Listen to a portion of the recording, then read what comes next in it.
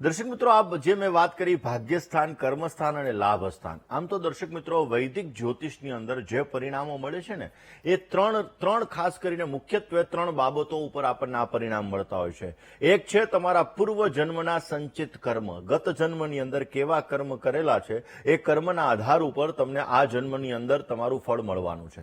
બીજા જન્મની અંદર વર્તમાન જીવનની અંદર તમારા કર્મ કેવા છે, કોઈને મદદ કરો છો કે નથી કરતા, આ બધી વસ્તુઓ એક કર્મ ઉપર પણ આધાર રાખે છે. અને ત્રીજી વસ્તુ આવે છે કે યોગ્ય સમય, એટલે કે ગ્રહના ગોચરની જે દશા હોય છે એ ગોચરની દશા અને ગોચરના ગ્રહો મુજબ આ ત્રણ વસ્તુનો સમન્વય થાય ત્યારે વૈદિક જ્યોતિષ મુજબ આપણા જીવનની અંદર આપણને પરિણામોની પ્રાપ્તિ થતી હોય છે.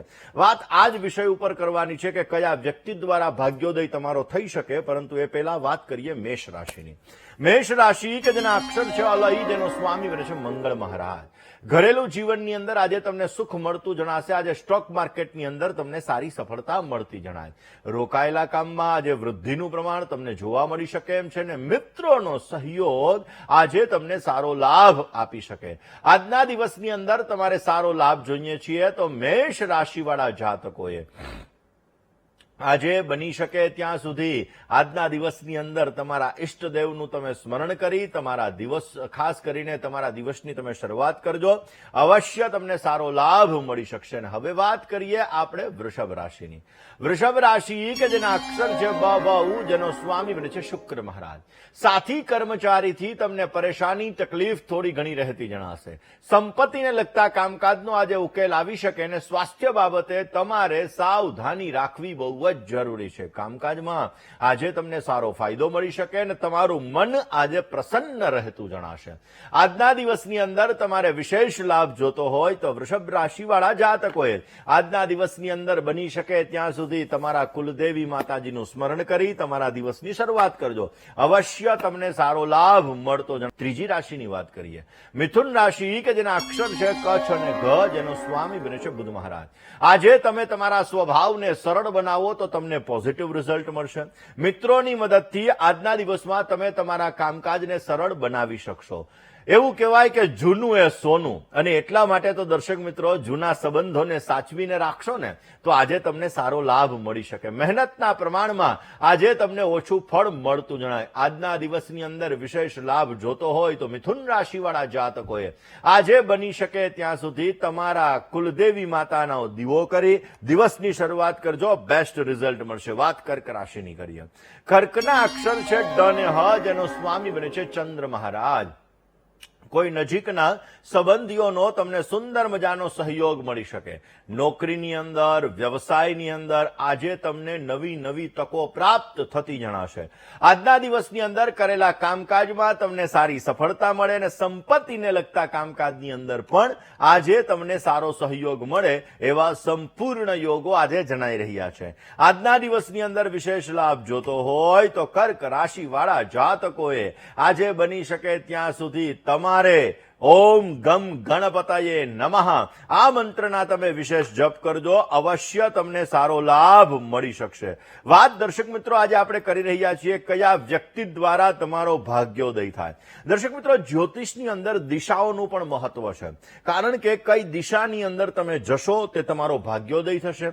પાણીની નજીક રહેશો, કેની નજીક હશો તો તમારો ભાગ્યોદય વિશેષ માત્રામાં થશે. આ બધું જ્યોતિષની અંદર ગૂઢ જ્યારે અભ્યાસ કરીએ છીએ તો આ અભ્યાસ દ્વારા આપણને જાણવા મળે છે. દર્શક મિત્રો, પૂર્વ દિશા જ્ઞાન માટે, શિક્ષણ માટે અને સરકારી કામકાજ માટે મહત્વની છે.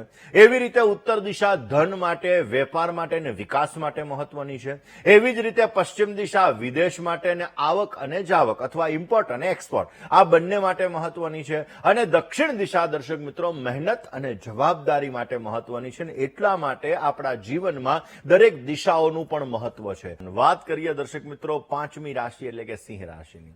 સિંહ રાશિ કે જેના અક્ષર છે મ અને ટ, જેનો સ્વામી બને છે સૂર્ય મહારાજ. સામાજિક પ્રસંગોની અંદર આજે તમારે હાજરી આપવી પડી શકે એમ છે.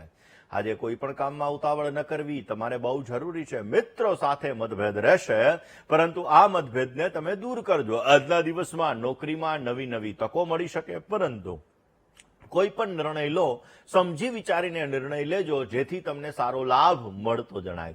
વિશેષ લાભ જોતો હોય તો સિંહ રાશિવાળા જાતકો આજે ભગવાન વિઘ્ન વિનાયકની પૂજા કરજો, ભગવાન ગણેશની આજે આરાધના કરજો, અવશ્ય આપને સારો લાભ મળી શકશે. ને હવે વાત કરીએ આપણે કન્યા રાશિની. કન્યાના અક્ષર છે પઠ અને હણ, જેનો સ્વામી બને છે બુધ મહારાજ. કોઈ પણ રોકાણ માટે આજે સમય સારો નથી. મિત્રોનો સુંદર મજાનો સહયોગ આજે તમને મળી શકશે. રોકાયેલા કામકાજની અંદર આજે તમને પ્રગતિ મળતી જણાય. નોકરીની અંદર મહેનતના પ્રમાણમાં આજે તમને ઓછું ફળ મળતું જણાશે. તમારા ગુસ્સા ઉપર, તમારા ક્રોધ ઉપર આજે તમારે સંયમ રાખવો બહુ જરૂરી છે, તો જ તમારા કામ સુધરી શકશે. આજે સારો લાભ જોઈએ છીએ તો કન્યા રાશિવાળા જાતકોએ આજના દિવસની અંદર ઓમ ગંગ ગણપતયે નમઃ આ મંત્રના વિશેષ તમે જપ કરો, અવશ્ય આપને સારો લાભ મળી શકશે. દર્શક મિત્રો, ભાગ્યમ ફલતિ સર્વત્ર. ભાગ્યાધિપતિ કઈ જગ્યાએ તમારો બિરાજમાન છે? ભાગ્યાધિપતિ તમારો સપ્તમ સ્થાનની અંદર બિરાજમાન છે, બલવાન છે. તો અવશ્ય તમારા જીવનની અંદર તમારી પત્ની અથવા પતિ આવ્યા પછી તમારો ભાગ્યોદય થાય. ભાગ્યાધિપતિ તમારો પંચમ સ્થાનમાં છે તો સંતાન સુખ દ્વારા તમને ભાગ્યોદય થાય. સંતાનના આવ્યા પછી તમારો ભાગ્યોદય થાય. ઘણા નથી કહેતા કે મારી ઘરે દીકરીનો જન્મ થયો ને, પહેલી દીકરી હોય કે પહેલો દીકરો હોય કે બીજી દીકરી હોય, એનો જન્મ થયો તો એના પછી મારી ચડતી થઈ, મારા જીવનની અંદર મને બેસ્ટ લાભ મળ્યો. તો આ બધી વસ્તુઓ તમારા ભાગ્યસ્થાન સાથે જોડાયેલી છે. દર્શક મિત્રો, તમારો કયા વ્યક્તિ દ્વારા તમારો ભાગ્યોદય થાય છે એ તમારા ભાગ્યસ્થાન દ્વારા તમે જાણી શકો છો. ને એટલા માટે દર્શક મિત્રો, આપણા જીવનમાં દરેક સંબંધોનું મહત્વ છે. તમારો બુધ ગ્રહ જો ખરાબ હશે ને તો તમારી બેનને સમસ્યા હશે, તમારા ફૈબાને સમસ્યા હશે અને તમારા મામા પક્ષને પણ તકલીફ હશે. એટલા માટે દર્શક મિત્રો, જ્યારે આપણે આ સંબંધોને મજબૂત કરીએ છીએ તો આપણા ગ્રહો મજબૂત થાય છે અને એ ગ્રહો આપણા જીવનની અંદર આપણા જીવનમાં સારામાં સારો લાભ આપે છે. એટલા માટે તો આપણા વડવાઓ, આપણા વડીલો દરેક સંબંધોને સાચવીને રાખતા. ધીમે ધીમે કોમ્પ્યુટર યુગ આવ્યો, મોબાઈલ યુગ આવ્યો અને આપણે સંબંધોને ભૂલતા ગયા. ફેસબુક, ઇન્સ્ટા ફ્રેન્ડ વધતા ગયા. વાત દર્શક મિત્રો કરવી છે તુલા રાશિની. તુલા રાશિ કે જેના અક્ષર છે ર અને ત, જેનો સ્વામી બને છે શુક્ર મહારાજ. આજના દિવસની અંદર માનસિક અશાંતિ તમને રહ્યા કરશે. સ્વાસ્થ્ય બાબતે તકેદારી રાખવી આજે બહુ જરૂરી છે. પરિશ્રમ વધારે રહેતો જણાય. ખોટા ખર્ચા ઉપર આજે તમારે કાબુ રાખવો એ પણ બહુ જરૂરી છે. આજના દિવસની અંદર વિશેષ લાભ જોતો હોય તો તુલા રાશિ વાળા જાતકોએ બની શકે ત્યાં સુધી તમારા ઈષ્ટદેવનું તમે સ્મરણ કરો. આજના દિવસની અંદર ગરીબ વ્યક્તિને ભોજન કરાવો, બેસ્ટ લાભ મળશે. હવે વાત વૃશ્ચિક રાશિની કરીએ. વૃશ્ચિકના અક્ષર છે ન અને ય, જેનો સ્વામી બને છે મંગળ મહારાજ.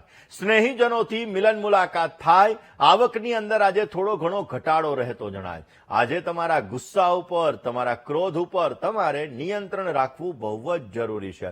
ધાર્મિક કાર્યથી આજે તમને સારો લાભ મળી શકશે. આજના દિવસની અંદર વિશેષ લાભ જોતો હોય તો બની શકે ત્યાં સુધી આજે તમે ભગવાન શિવની આરાધના કરજો.